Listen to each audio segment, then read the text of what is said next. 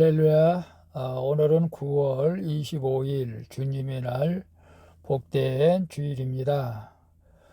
오늘 또 하나님 앞에 나가 예배 드릴 때 하나님이 기뻐하시고 크신 은혜를 베풀어 주실 줄로 믿습니다.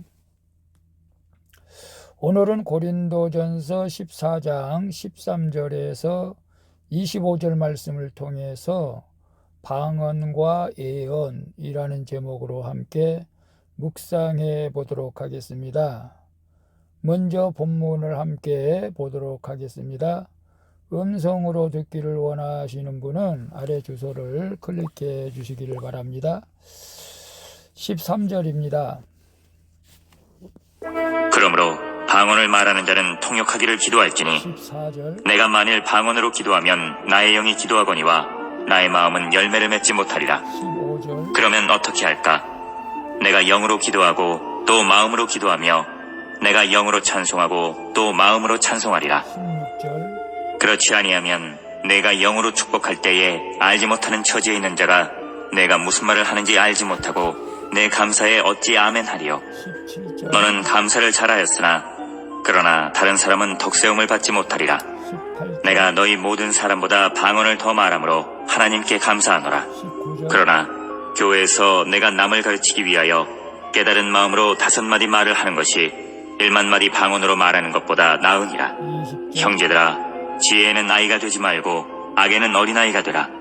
지혜에는 장성한 사람이 되라. 21절. 율법에 기록된 바 주께서 이르시되 내가 다른 방언을 말하는 자와 다른 입술로 이 백성에게 말할지라도 그들이 여전히 듣지 아니하리라 하였으니 22절. 그러므로 방언은 믿는 자들을 위하지 아니하고 믿지 아니하는 자들을 위하는 표적이나 예언은 믿지 아니하는 자들을 위하지 않고 믿는 자들을 위함이니라. 23절. 그러므로 온 교회가 함께 모여 다 방언으로 말하면 알지 못하는 자들이나 믿지 아니하는 자들이 들어와서 너희를 미쳤다 하지 아니하겠느냐. 24절. 그러나 다 예언을 하면 믿지 아니하는 자들이나 알지 못하는 자들이 들어와서 모든 사람에게 책망을 들으며 모든 사람에게 판단을 받고 25절. 그 마음의 숨은 일들이 드러나게 되므로 엎드려 하나님께 경배하며 하나님이 참으로 너희 가운데 계신다 전파하리라.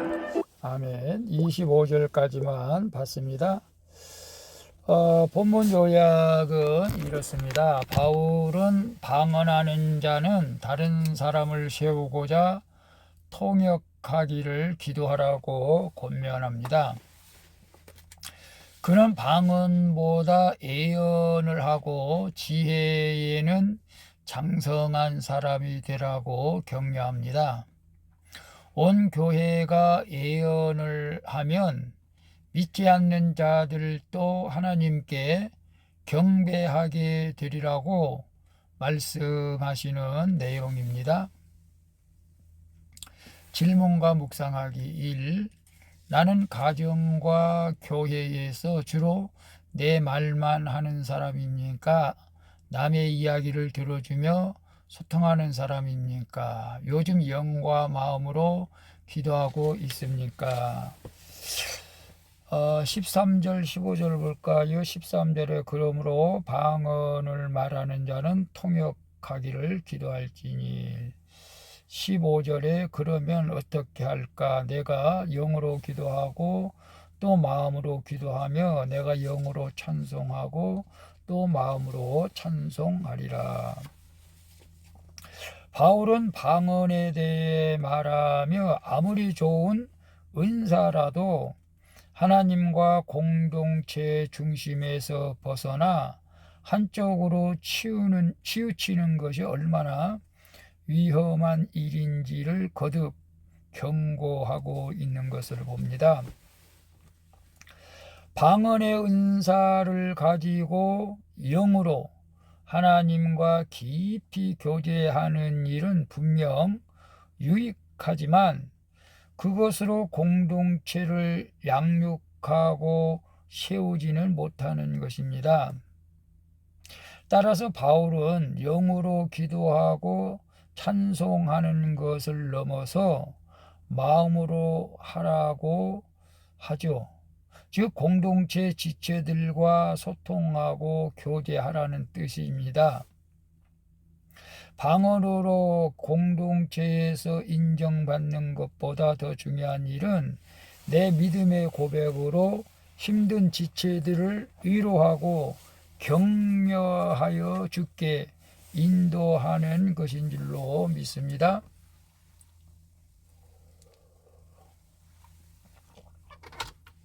그래서 나는 가정과 교회에 있어 주로 내 말만 하는 사람입니까?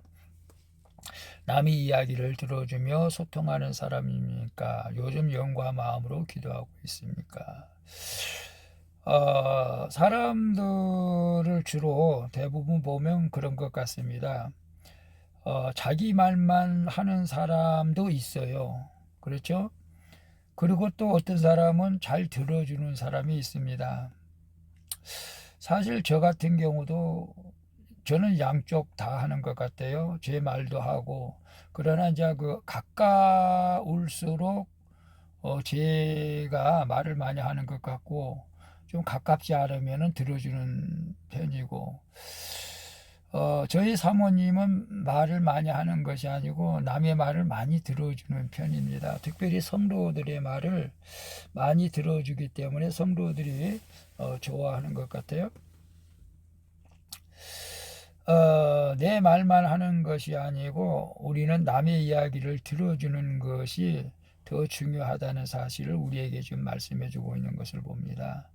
그래서 남의 이야기를 많이 들어주고 그 사람의 그 말에 공감을 할 때에 우리가 서로 소통하는 관계가 될 줄로 믿습니다.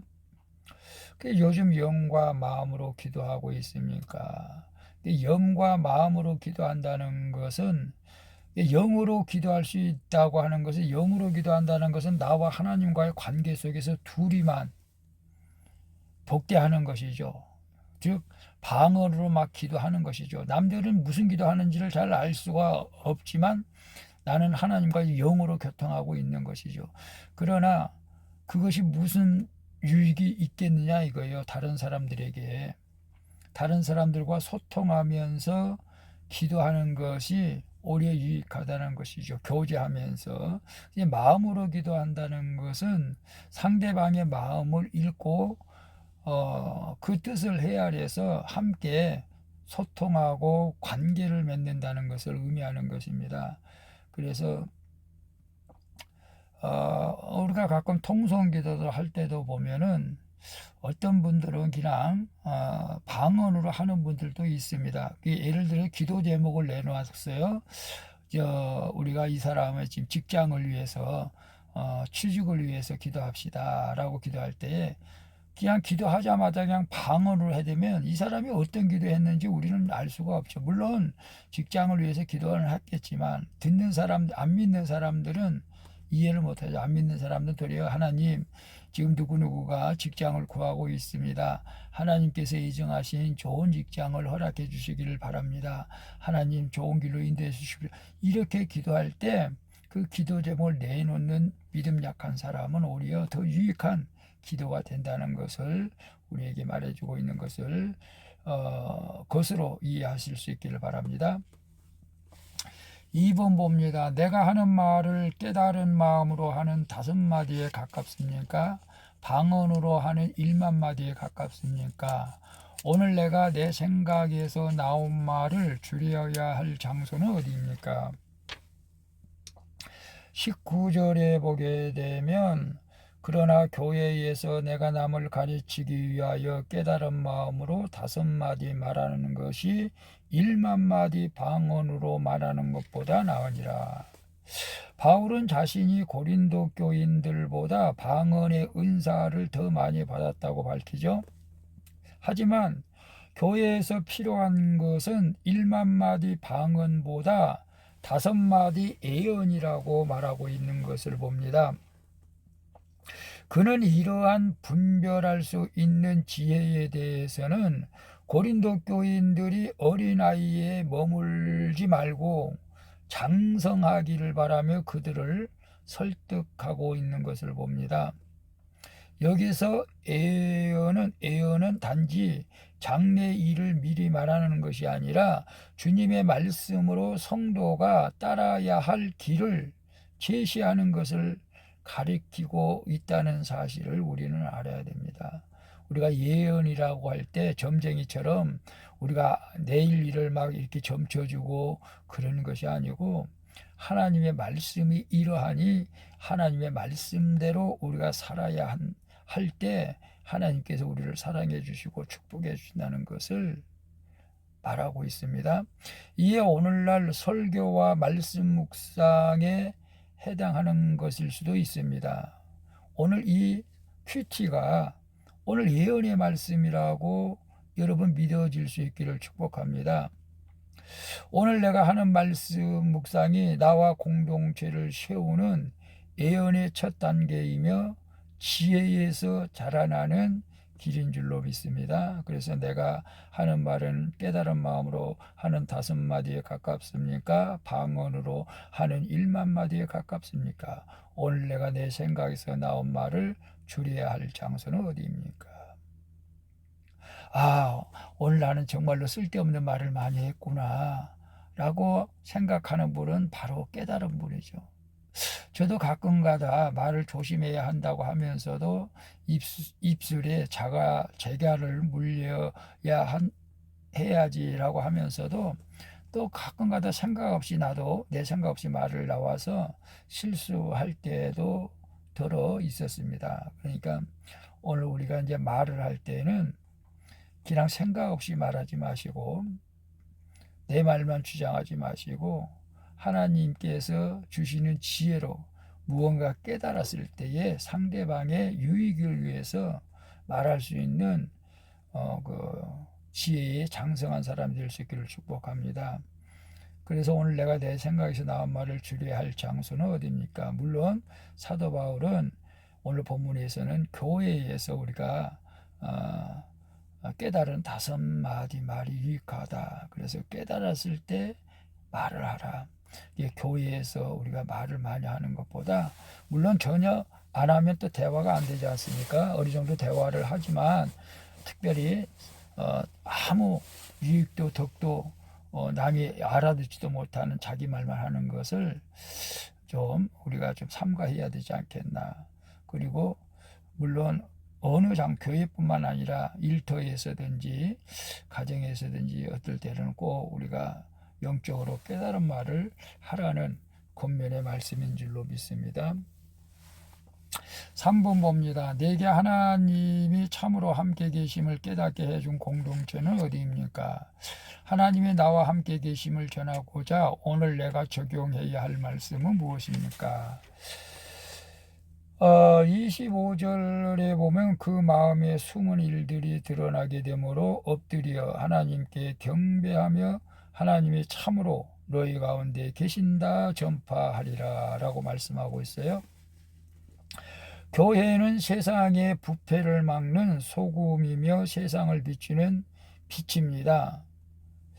하지만 세상 사람들로부터 분리되어 교회 안에서 신비로운 체험만 추구한다면 그 역할을 다할 수가 없는 것이죠. 모든 교회가 주님의 말씀을 듣고 실천할 때 자신들과 세상을 향해 그 말씀이 정확히 전한다면 믿지 않는 자들도 말씀의 권위 앞에 엎드려 질 걸로 믿습니다. 마침내 그들도 하나님을 경배하며 교회 안에 계신 하나님을 인정하고 전파하게 된다는 사실이죠. 살아계신 하나님이 함께 하심을 전하는 가장 좋은 길은 오늘 내가 한 구절의 말씀을 정확히 듣고 행하는 길인 줄로 믿습니다. 그래서 야고보 사도는 행함이 없는 믿음은 죽은 믿음이라고 말씀했는데, 말씀을 듣고 깨닫은 대로 행할 때 세상 사람들도 우리를 하나님의 자녀로 인정하게 될 줄로 믿습니다. 그래서 내게 하나님이 참으로 함께 계심을 깨닫게 해준 공동체는 어디입니까? 공동체라고 할 때에 세상의 어떤 모임, 동창회, 어떤 뭐 산악회, 어떤 운동 그런 것이 아니고 교회 공동체가 된 줄로 믿습니다. 교회 공동체에서 하나님이 함께 하신다는 사실을 깨닫게 해준 가장 지름길인 줄로 믿습니다. 하나님이 나와 함께 계심을 전하고자 오늘 내가 적용해야 할 말씀은 무엇입니까? 오늘 내가 적용해야 할 말씀은 말씀대로 순종하는 것이죠. 과거에 말이 많았던 내가 말수를 줄여서 정말 온전한 사랑의 말, 격려의 말, 위로의 말을 할 때 오늘 내가 하나님의 말씀을, 하나님의 함께 하심을 많은 사람들에게 간접적으로 전하는 것이 되겠죠. 내가 세상의 빛과 소금의 역할을 잘 감당하면 이것이 곧 우리가 하나님을 전하는 것이라고 믿습니다. 그래서 오늘 큐티하는 분들이 사랑하라고 한다면 내가 원수 되었던 자들을 사랑하고 미워한 자를 사랑하고 시기하고 질투했던 것을, 이제는 원망했던 것을 감사로 기쁨으로 바뀌어지는 그런 놀라운 역사가 있기를 축복합니다. 기도하겠습니다. 주님, 교회에 지체들을 세우는 데 필요한 은사를 제게도 내려주시옵소서. 제 생각에 빠져 남들이 알 수 없는 말을 하는 대신 매일 묵상한 말씀으로 모두에게 필요한 말을 할 수 있는 지혜를 주시옵소서. 제 삶의 자리에서 주님의 말씀을 듣고 행하는 적용으로 우리 가운데 계신 주님을 보여줄 수 있게 하여 주시옵소서. 날마다 성령으로 인쳐주시고 함께 하시는 예수 그리스도의 이름으로 기도합니다. 아멘. 우리 찬송가 195장 성령이여 우리 함께 찬양 부르고 마치도록 하겠습니다. 수고하셨습니다. 주님과 함께하는 복된 주일 되시기를 바랍니다. 샬롬.